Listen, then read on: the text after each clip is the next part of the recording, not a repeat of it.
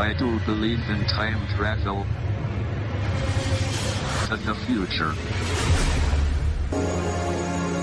The idea was proposed by Albert Einstein over 100 years ago. He realized that there should be places where time slows down, and others where time speeds up.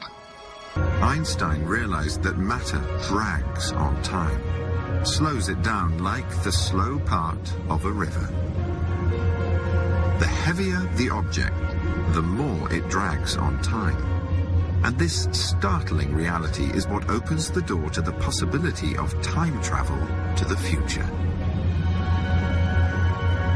Let's take a simple example. This is the Great Pyramid of Giza. It weighs over 40 million tons. And like all heavy things, it's actually slowing down time. The effect is small, but if we exaggerate it drastically, you can see the principle at work.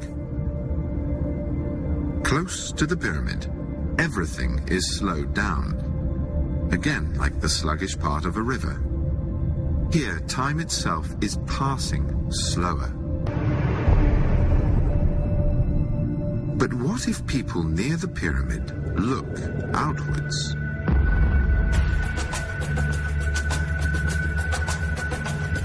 They must see the opposite effect. Because they are slowed down, they must see time in the distance as running fast. So what we need to really travel in time is something much more massive than a pyramid. Supermassive black holes that exist at the centers of galaxies like our own. Containing the mass of 4 million suns, crushed down into a single point by its own gravity. The closer you get to the black hole, the stronger the gravity. Get really close, and not even light can escape. So it's wrapped in a sphere of darkness 15 million miles in diameter. A black hole like this one has a dramatic effect on time, slowing it down far more than anything else in the galaxy. That makes it a natural time machine. I like to imagine how a spaceship might someday be able to take advantage of this spectacular phenomenon. Of course, it would first have to avoid being sucked in. They'd have to be on exactly the right trajectory and speed, or they'd never escape. Get it right, and the ship would be pulled into orbit.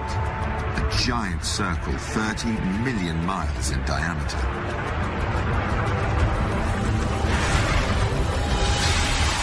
Here it would be safe. Its speed would be enough to keep it from falling any further in.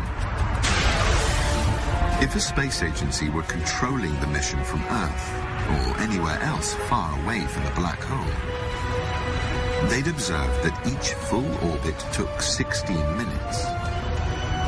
But for the brave people on board, close to this massive object, time would be slowed down by half. For every 16-minute orbit, they'd only experience 8 minutes of time. Imagine they circled the black hole for 5 of their years. 10 years would pass elsewhere. When they got home, everyone on Earth would have aged 5 years more than they had. There is another way to travel in time. And this represents our last and best hope of building a real time machine. There's a cosmic speed limit. 186,000 miles per second. Also known as the speed of light. Nothing can exceed that speed.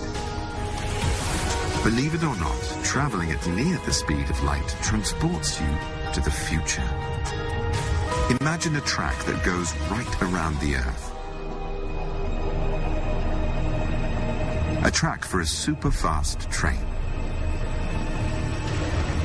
We're going to use this imaginary train to get as close as possible to the speed of light and see how it becomes a time machine. On board are passengers with a one-way ticket to the future. To approach the speed of light means circling the Earth pretty fast. 7 times a second. But no matter how much power the train has, it can never quite reach the speed of light, since the laws of physics forbid it. Instead, let's say it gets close, just shy of that ultimate speed. Time starts flowing slowly on board relative to the rest of the world. Just like near the black hole, only more so.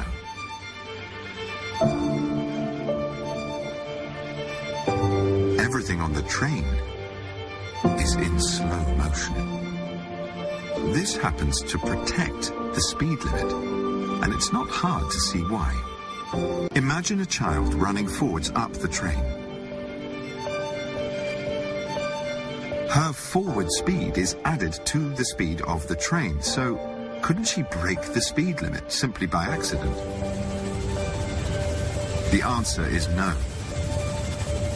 The laws of nature prevent the possibility by slowing down time on board. Now she can't run fast enough to break the limit. Time will always slow down just enough to protect the speed limit. And from that fact comes the possibility of traveling large distances into the future. Imagine the train left the station on January the 1st, 2050. It circles the Earth over and over again for 100 years, before finally coming to a halt on New Year's Day, 2150. The passengers will have only lived 1 week, because time is slowed down that much inside the train. When they got out, they'd find a very different world than the one they'd left. In 1 week, they'd have traveled 100 years into the future. It really is that simple. If we want to travel into the future, we just need to go fast. Really fast. And I think the only way we're ever likely to do that is by going into space. The ship would have to be big to carry a huge amount of fuel. Enough to accelerate it to nearly the speed of light.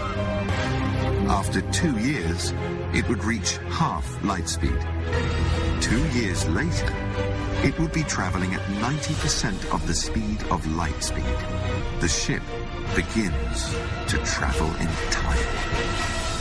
For every hour of time on the ship, 2 hours pass on Earth. After another 2 years of full thrust, the ship would reach its top speed, 99% of the speed of light. At this speed, a single day on board is a whole year of Earth time. Our ship would be truly flying into the future.